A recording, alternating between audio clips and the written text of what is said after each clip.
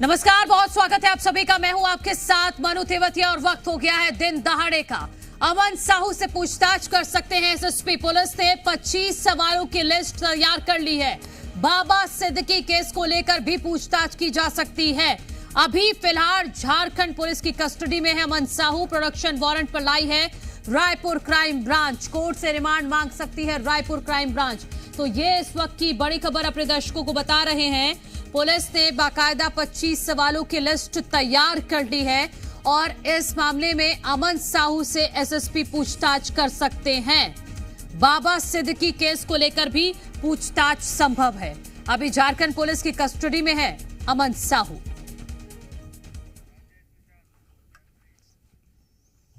हमारे सहयोगी राजेश निषाद ज्यादा जानकारी के साथ जुड़ गए हैं। राजेश, फिलहाल क्या अपडेट है ये तो आप बताइएगा ही, क्योंकि 12 बजे का समय था जब कोर्ट में पेशी होनी है अमन साहू की। उसको लेकर क्या तैयारियां हैं और कौन से वो 25 सवाल हैं जो तैयार किए गए हैं अमन साहू से पूछने के लिए?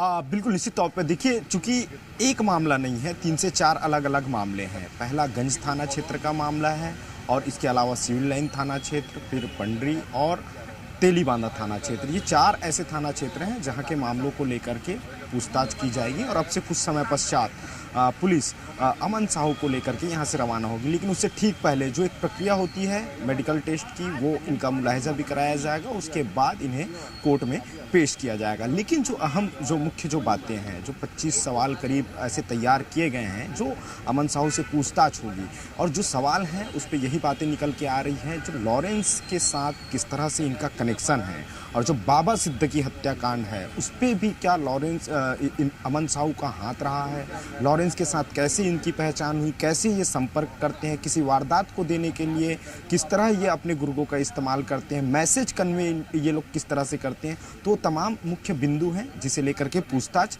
की जाएगी। लेकिन उससे पहले एक तस्वीरें हम दिखाना चाहेंगे। ये देख सकते हैं, ये वैन अब चूंकि पूरी तरह से तैयार हो चुका है और इस वैन से, चूंकि झारखंड से इसी वैन पे अमन को लेकर के रायपुर पहुंचे और इसमें बड़ी संख्या पे झारखंड की पुलिस भी मौजूद रही है। अब चूंकि ये देख सकते हैं, यहाँ देखेंगे तो यहाँ की तस्वीरें मैं बताऊंगा तो ये देख सकते हैं इधर भी जवान मुस्तैद हैं और ये बताया जा रहा है कि अंदर में जो क्राइम ब्रांच की टीम है उनके सभी के सभी जो जवान हैं वो अंदर मुस्तैद हैं और उनके साथ जो डीएसपी हैं क्राइम ब्रांच के संजय सिंह, वो एक बैठक कर रहे हैं कि आखिर जब यहाँ से लेके जाएंगे तो क्या प्लानिंग रहेगी, किस तरह लेके जाएंगे, वहाँ कितना समय लग सकता है कोर्ट में, और पूरी की पूरी जो लाइनअप है यानी जो प्रक्रिया पूरी करनी है उसे लेकर के यहाँ बैठ करके अभी मंथन भी किया जा रहा है। अब से कुछ समय पश्चात अमन साहू को यहाँ से लेके पुलिस रवाना होगी। अभी फिलहाल अमन साहू झारखंड पुलिस की कस्टडी में है। जब इन्हें कोर्ट में पेश किया जाएगा उसके बाद पुलिस रिमांड मांग सकती है,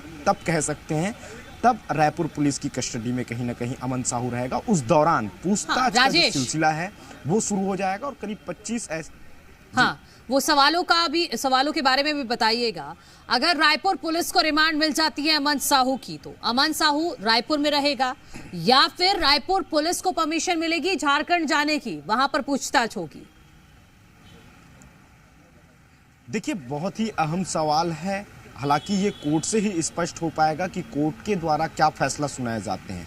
यदि रायपुर में यदि अमन साहू को रखा जाएगा, रिमांड मिलती है, तो हो सकता है कि यहीं क्राइम ब्रांच के दफ्तर में उनसे पूछताछ हो सकती है, यहीं उन्हें रखा जा सकता है। यदि अगर अमन साहू को झारखंड वापस भेजती है और ये कहा जाता है सुरक्षा के लिहाज से कि वहीं पूछताछ की जाएगी, ये कह पाना अभी उचित नहीं है, क्योंकि कोर्ट किस तरह का फैसला सुनाती है उसके ऊपर सारी चीज़ें डिपेंड करती है। लेकिन ये बात स्पष्ट है कि कई महत्वपूर्ण सवाल हैं जो क्राइम ब्रांच की टीम ने तैयार कर लिए हैं और बारीकी से उन सवालों का जवाब भी लिया जाएगा। कयास यह भी लगाए जा रहे हैं कि एसएसपी संतोष सिंह इस पूछताछ में शामिल हो सकते हैं। जी ठीक है राजेश निषाद, और अब से कुछ देर बाद पेशी होगी तो आपके जरिए वो तस्वीरें भी हम तुरंत दिखाएंगे।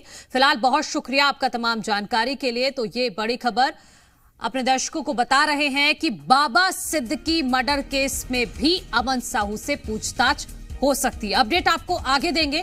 फिलहाल एक और बड़ी खबर का रुख करेंगे। मुंबई के कद्दावर नेता बाबा सिद्दीकी मर्डर केस में उज्जैन कनेक्शन सामने आया है। उज्जैन में मुंबई क्राइम ब्रांच की टीम की सर्चिंग चल रही है।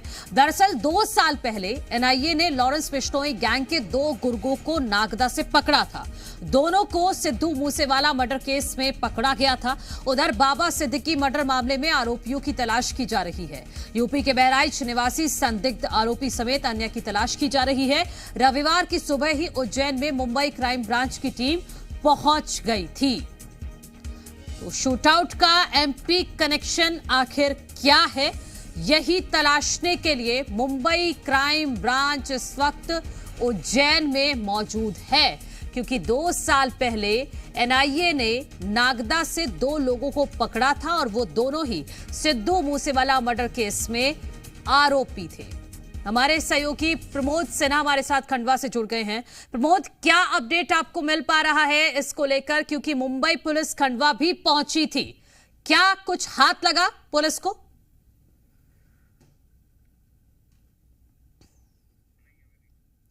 तो प्रमोद हमारे सहयोगी जुड़ेंगे, उनसे हम समझेंगे कि मुंबई की पुलिस की टीम जब वहां पर खंडवा में पहुंची, ओंकारेश्वर मंदिर के आसपास भी वहां छानबीन की गई, होटल्स में, आश्रम में और धर्मशाला में छापेमारी की गई। क्या पुलिस को कुछ हाथ लगा है या फिर नहीं? क्योंकि बाबा सिद्दीकी मर्डर केस में अलग अलग राज्यों में इस वक्त पड़ताल चल रही है, लेकिन मध्य प्रदेश कनेक्शन निकलकर सामने आ रहा है। वो इसलिए भी क्योंकि महाराष्ट्र से सटा हुआ राज्य है मध्य प्रदेश, और अब से 2 साल पहले भी सिद्धू मूसेवाला मर्डर केस में 2 आरोपियों को यहां से एनआईए ने पकड़ा था, और उसके बाद से ही पुलिस को शक है कि इस केस में भी, बाबा सिद्दीकी मर्डर केस में भी जो संदिग्ध हैं वो उज्जैन में हो सकते हैं। और साथ साथ आपको याद होगा, उत्तर प्रदेश का गैंगस्टर विकास भी उज्जैन से ही उसको पकड़ा गया था, और यही वजह है कि मुंबई क्राइम ब्रांच की 7 सदस्यीय टीम उज्जैन में पहुंची हुई है। इसके साथ साथ खंडवा में भी अलग अलग जगहों पर छापेमारी की जा रही है। तो ये शूटर्स की तलाश में अभी भी मुंबई क्राइम ब्रांच है, क्योंकि 2 तो गिरफ्तार कर लिए गए हैं, लेकिन 3 की तलाश अभी भी की जा रही है और लगातार अलग अलग जगहों पर छापेमारी चल रही है। लेकिन बाबा सिद्दीकी मर्डर केस का मध्य प्रदेश कनेक्शन क्या है, वो इस वक्त हम आपको बता रहे हैं कि उज्जैन में भी मुंबई क्राइम ब्रांच की सर्चिंग चल रही है, क्योंकि नागदा से लॉरेंस बिश्नोई गैंग के 2 गुर्गे पकड़े गए थे 2 साल पहले, और उनका दोनों का connection Sidhu Moosewala murder case से था। यही वजह है कि उज्जैन में मुंबई क्राइम ब्रांच की टीम मौजूद है और जगह जगह पर छापेमारी की जा रही है। हमारे 2 सहयोगी इस वक्त जुड़ गए हैं। भोपाल से राहुल सिंह राठौर और खंडवा से प्रमोद सिन्हा हमारे साथ हैं। राहुल, क्या अपडेट है आपके पास? मुंबई क्राइम ब्रांच उज्जैन में पहुंची, कहां कहां पर छापेमारी की गई है?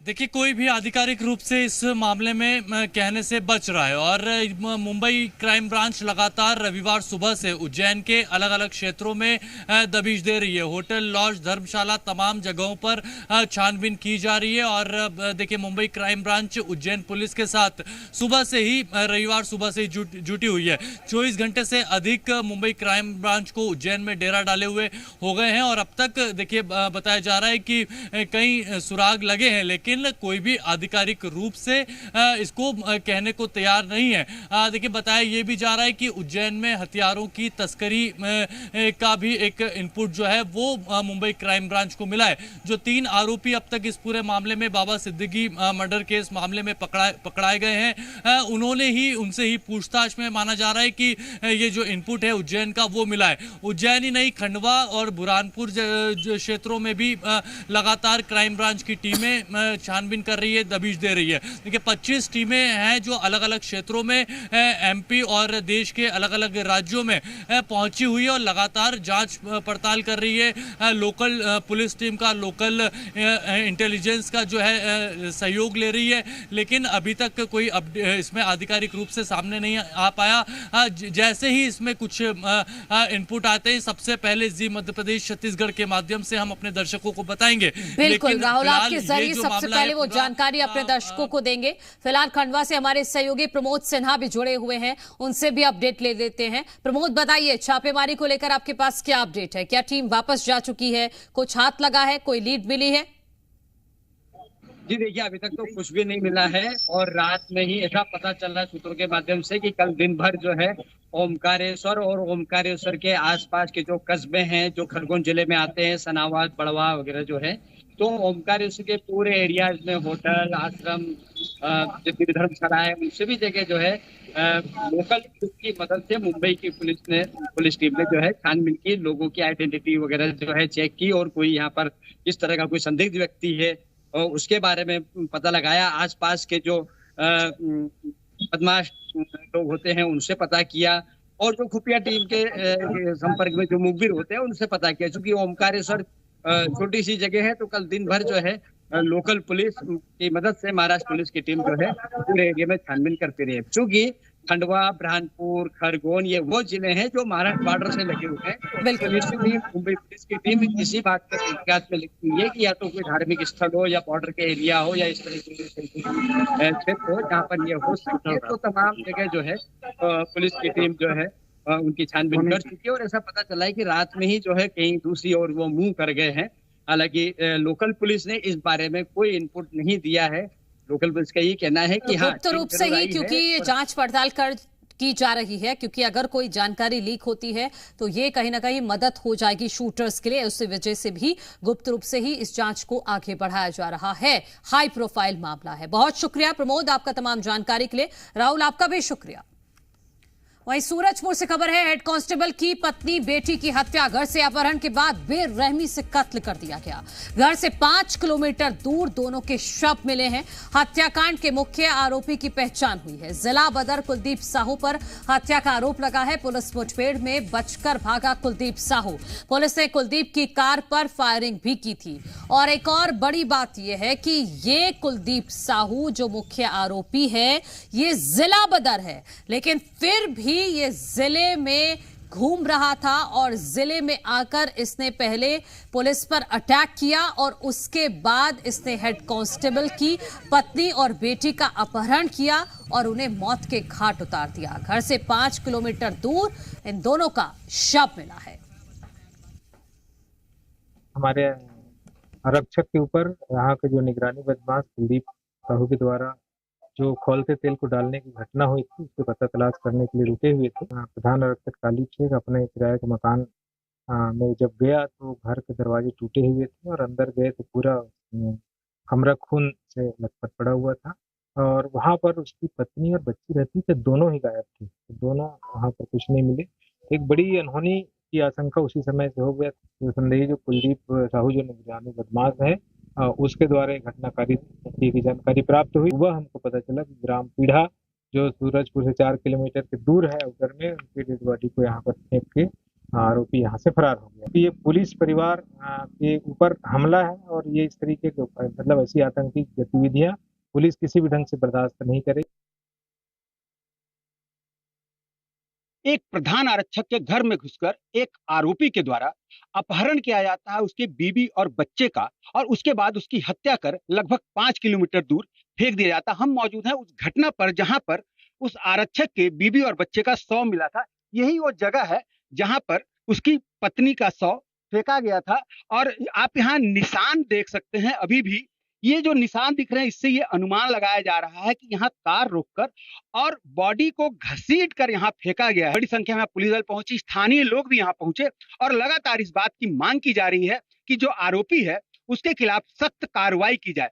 मैं आपको बता दूं जिसके ऊपर आरोप लग रहा है वो निगरानी शुदा बदमाश है और जिला बदरी कार्रवाई उस पर हो चुकी है। ऐसे में जो सबसे बड़ा सवाल ये उठता है कि जिस आरोपी पर जिला बदर की कार्रवाई हुई थी वो आरोपी जिले में कर क्या रहा था। आप देख सकते हैं ये जो है मुख्य मार्ग है और यहीं पर बॉडी मिला है और आशंका यह जताई जा रही है कि रात के समय इस घटना को वो अंजाम दिया होगा। मैं आपको बता दूं ये जो आरोपी है इसके ऊपर कल भी पुलिस ने फायरिंग की थी।